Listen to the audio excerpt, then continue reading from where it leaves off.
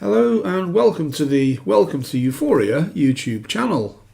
I'm designing and making a new building to go in my LEGO city, and in this series of videos we're looking at the process of design, and later I'll be building this MOC, or my own creation. I'm basing the idea around this little building, which is the Corner Deli from LEGO set 76311. I want this to be a modular building to fit in with the other modular buildings in my LEGO city. So join me in this episode where we'll be developing an outline of the design for this new MOC.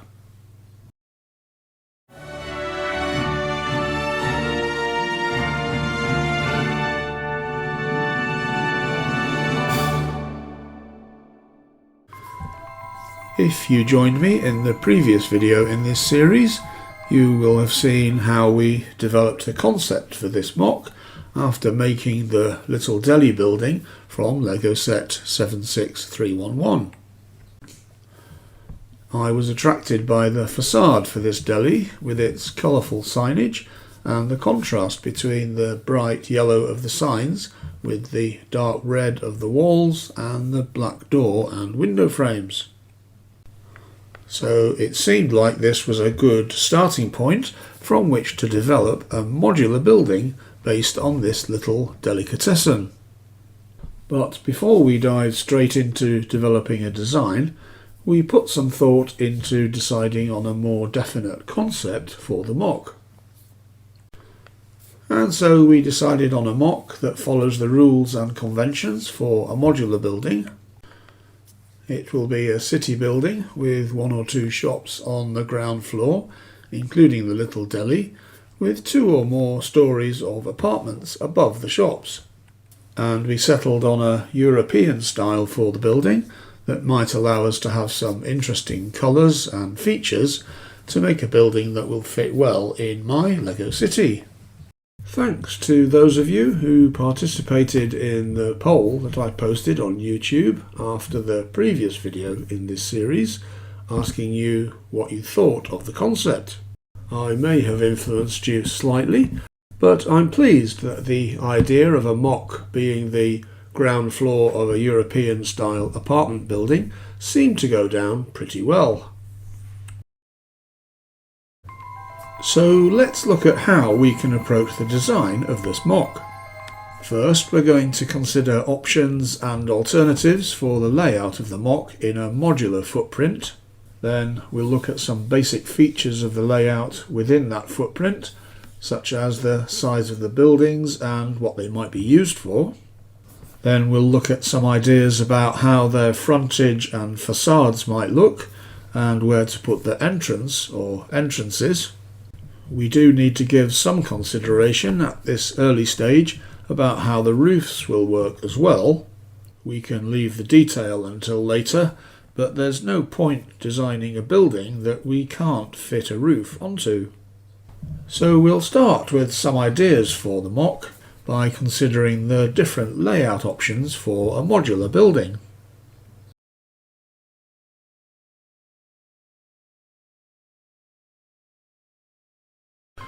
We'll start by looking at a half-modular layout.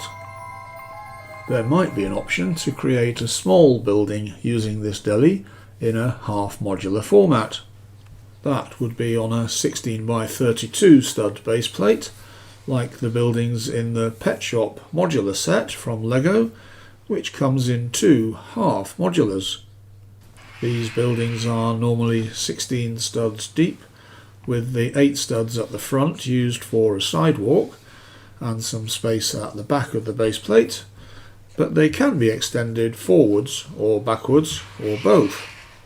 A half modular connects to a modular building on either side and has a pavement or sidewalk along the front. So we could make this deli into a half modular like the Pet Shop, with the deli on the ground floor and a doorway on one side with steps leading to the apartment above the deli. We would need 5 or 6 studs for the side wall, doorway and stairs, leaving 10 or 11 studs for the front of the shop. That would be enough for a window and a door for the deli. We'd have to replace the corner door with a normal door. And we could use the whole of the signage across the front of the deli, as the tiles from the set are 16 studs wide altogether. This would be fairly easy to design, but it loses the corner position of the deli, which I quite like, so I'm not too keen on this layout.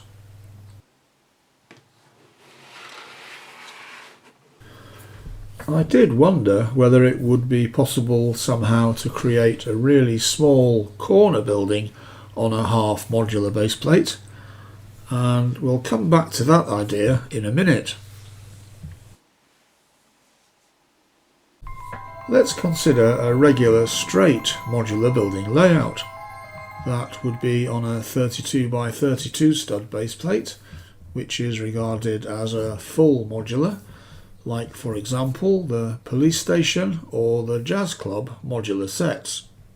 They are also 16 studs deep, although there is often some variation in the facade, especially if more than one building is being included in the design.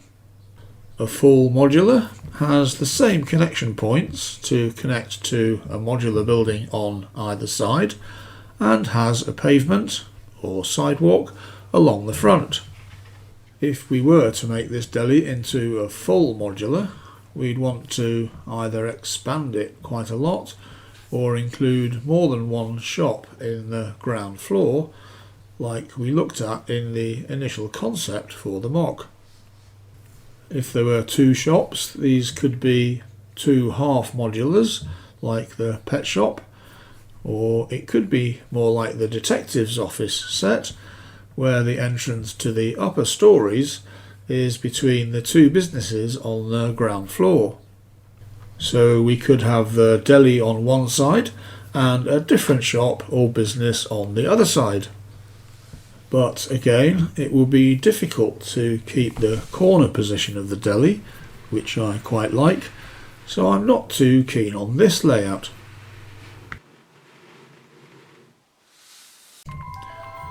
And so we come to the obvious solution, which is to create a corner modular layout.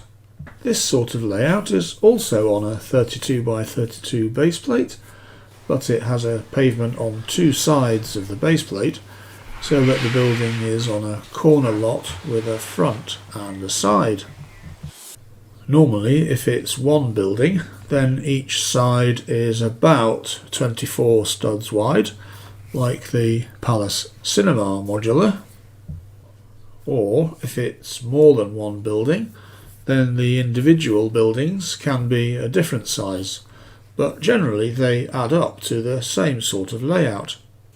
This kind of layout has been used on the Brickbank modular set and also on the new Tudor Corner modular set, where in each case there's a smaller building on the side. For this layout, we would obviously need to put the little deli on the corner itself, then fill out the rest of the building.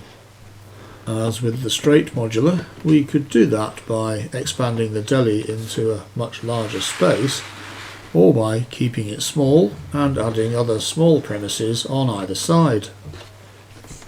That's quite an attractive option, because I wanted to keep the deli small and perhaps joined with other narrow buildings, so we can keep the style of a European city centre. I wondered if it would be possible to make a sort of half corner modular. That would be like a corner, but on a half base plate. So let's have a look at that idea. On a half base plate, if you have 8 studs for the pavement on the front and on the side, that leaves a space that's 24 studs by 8 studs for the building.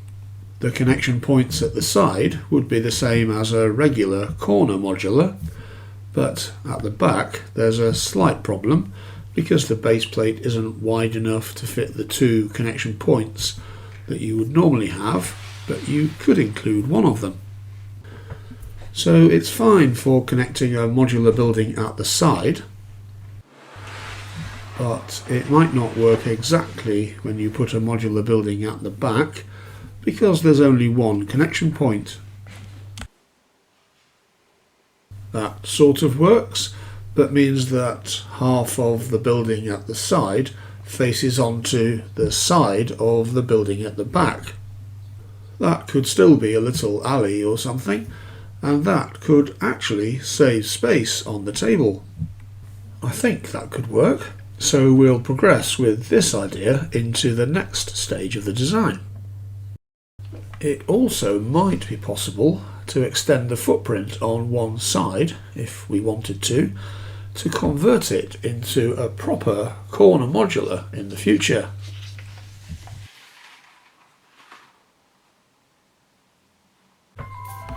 So let's try out this idea of a half corner modular using the little deli as a starting point. The 24 by 8 studs building space is enough to fit the deli, as it's currently only 6 studs wide.